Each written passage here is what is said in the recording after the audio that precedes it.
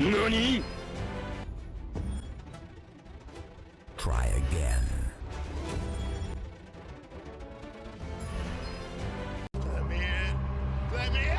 Throne and Liberty is MMO developed by NGSoft and published by Amazon Games. Currently it's on open beta. Play it to have some impressions about the game and give some info to you all. So let's start. First of all, let's start with character creation. I should say we have pretty detailed yet easy to use character creation options and I really like them. I didn't spend too much time on it, but as far as I can see, creating unique characters is quite possible. The character creation options gives you that freedom. After seeing how good the character creation options were, I was a bit hopeful about the game, but sadly Prologue wasn't that good.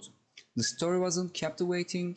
It didn't do the job of Prologue to throw you in the MMO world and feel like you belong there, couldn't make us relate to our character, etc. And especially how bad lip sync was a big deal breaker. Seeing how characters can't even lip sync with most basic words, or how they just blankly look your face or don't even look your face while talking, have literally no emotion in their face, feels like this game made in 2010 or something.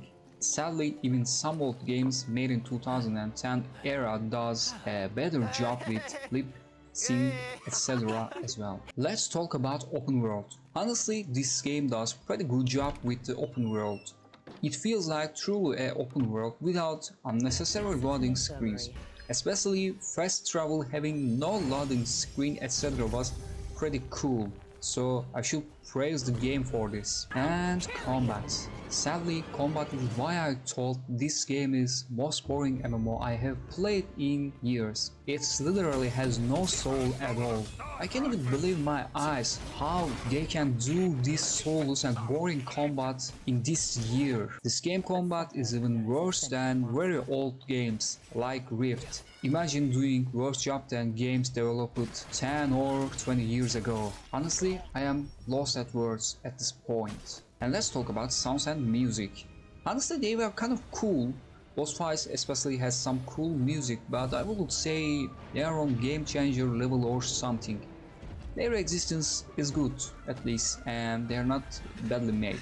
Lastly, let's talk about optimization and visual parts. Meanwhile, it mostly gives stable 60 FPS on even some old systems. It has some weird problems, like cutscenes having weird effects on low settings. I don't know what's wrong with low settings cutscenes, but they need to fix them for sure.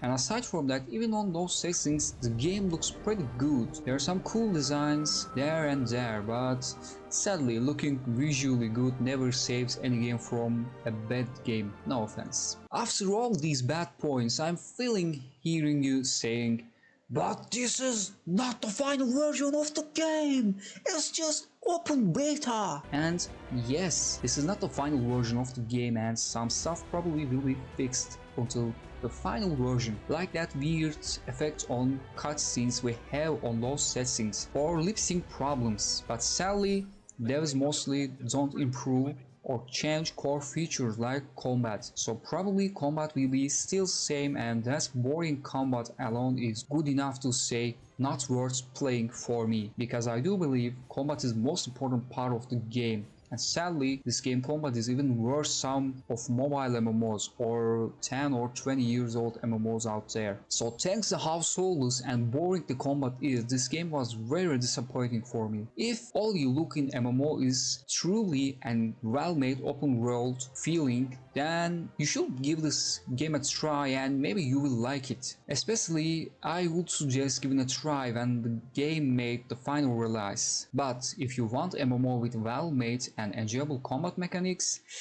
then I will suggest you give it a try if you really want, but don't have high hopes for it.